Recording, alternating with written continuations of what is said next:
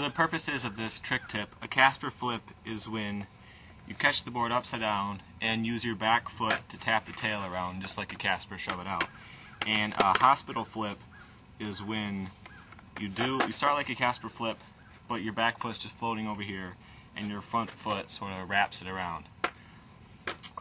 Before I start, I'd like to say that this trick is all about being coordinated. I can tell you exactly how to do it, but it's still going to feel weird to do two separate motions in the air. So it's still going to take a lot of effort on your part. Okay, the first trick I'm going to talk about is the casper flip. That's the one I do. Normally I'm better at it. Regular I do my hospital flip switch. But okay, so casper flips, I'm going to start with your feet about like this.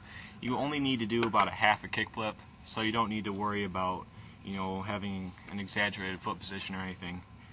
And you need to keep it close to the board. So whatever that means for you, for me, that means having it about right here. Back foot, starting position doesn't really matter that much since it's all in the air. Now when you start the trick, it starts just like a kick flip, except when you flick, don't follow through with your whole foot. Just sort of use your ankle and leave your foot right there. Then when the board comes around, you want to keep it right here, like right around where the nose starts. Just keep your foot floating right there. And a good rule of thumb is to wait until you can see the graphic coming around.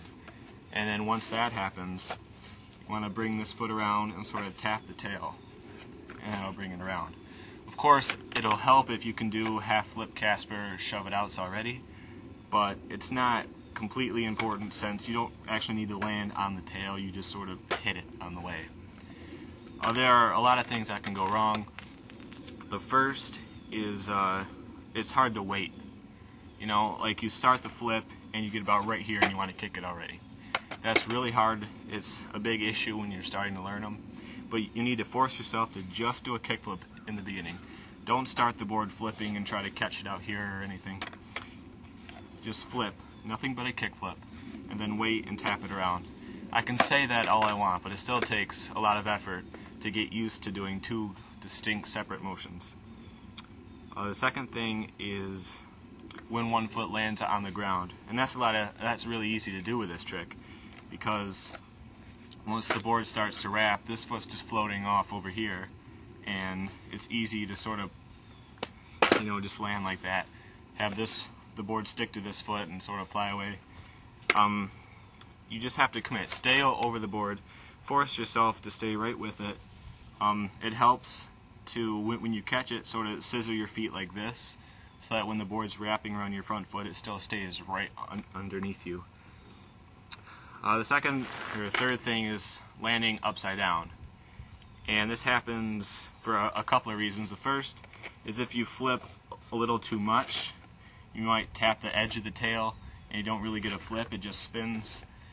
Or the way that happens to me most often is with this foot, I only catch like the tip, so when I start to shove it, the board just sort of pushes my foot out of the way and stays upside down. So what you want to do is get as much of your foot as possible underneath the board. So when you catch it with this foot, it goes end over end like a casper shove it. So watch the clips I have for you and practice them and you'll get it.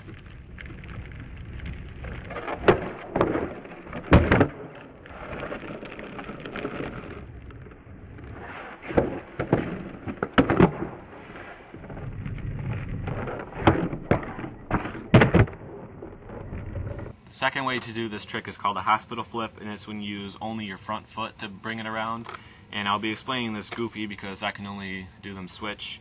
I figure that's because I'm right-handed, so the way that uses my right foot more is just more natural feeling. Anyway, the foot position is pretty much the same as a casper flip, except I find it helps if I put my foot a little more towards the heel side. That might just be because it's switch, but try it anyway. It starts off the same. Start to flip but keep your foot really close, except there's no back foot at all. You want to sort of tip the nose over, try to go as vertical as possible. You're not going to, most likely, but it'll help it have a more distinct motion. The main thing that happens with this trick is that you start the board spinning right in the beginning. And what happens is you start to get sort of a shove it that tips over and tips back. And it still counts and everything, it just doesn't look that good. Which is why I prefer casper flips, because you have to use your foot and you have two separate motions. But with this trick, you just have to try to wait until you see the graphic, then bring it over as much as possible. And like I said, with casper flips, there's a lot of coordination involved.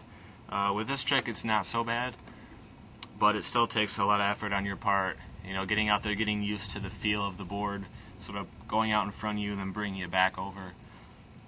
And watch the ones I film for you, and good luck.